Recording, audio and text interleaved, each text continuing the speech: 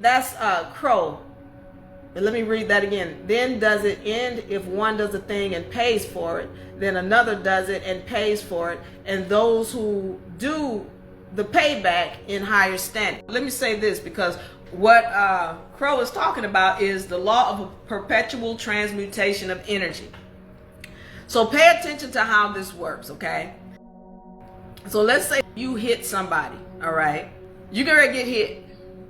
And it might be 10 times harder than what you hit that first person.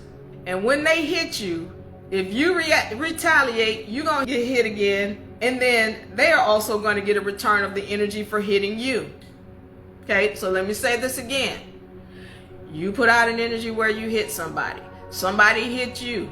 They get ready to get a return of that energy. And if you hit them back, you're going to get a return of that energy.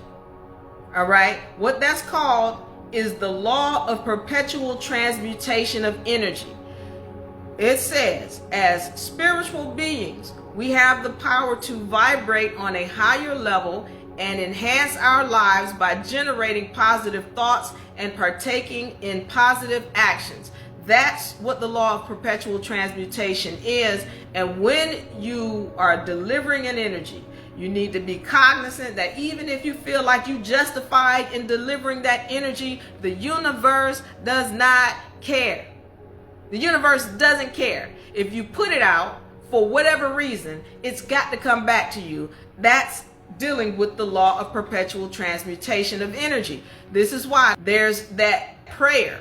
It says, forgive us our debts as we forgive those who trespass against us. All right? Why is that prayer there? Because if you don't forgive, you're going to land in this law that's called the perpetual transmutation of energy. Meaning it's just going to keep cycling and you're going to be in a downward spiral if all you're putting out is negativity. So this is when I talked about last week, being accountable for your energies. So if you hit someone, be accountable. Recognize, remember, oh, I hit, wait a minute, because when somebody returns it, it's coming back.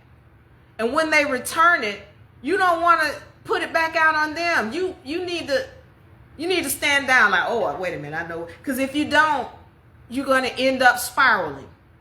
That's what they call that family feud thing. First of all, don't even put the energy out. So if you know that you don't want it coming on you, don't put it out for no reason. And if it does come on you and you didn't realize you put it out, then be accountable. Recognize that this person who's showing up to deliver this energy is only reflecting you and what you did at another time. Recognize that. That's what we're talking about when we say being accountable. Because I get it. We want to lash back out. That's that turn the other cheek thing. I get it. Well, I ain't turning the other cheek. I get it. But you wouldn't have to turn the other cheek if you didn't put it out in the first place. I'm going to say this again for the people in the back of the room. You wouldn't have to turn the other cheek if you didn't put that energy out in the first place. So the least you could do when you see it coming or when it comes back on you, to have a sense of maturity on a spiritual level to where you can say, okay, this person is reflecting me, or they are a reflection of me and what I put out. Where did I put this energy out? And you got to be able to forgive them, because you got to be willing to ask for forgiveness when you did it. So if you're going to ask for forgiveness, then you have to be willing to forgive. This is how you clean up spiritual baggage. This is why that guy is going into the dark booth in the Catholic place. All right, this is why there's the prayer, forgive us our debts, forgive our trespassers who trespass against us. All of that is about cleaning up spiritual baggage. It's in religion, but religion has failed to really give you the true spiritual undertone of everything going on in this dimension. I'm giving it to you. Remember to keep that bell on for notifications. Follow UNA Republic for more great information.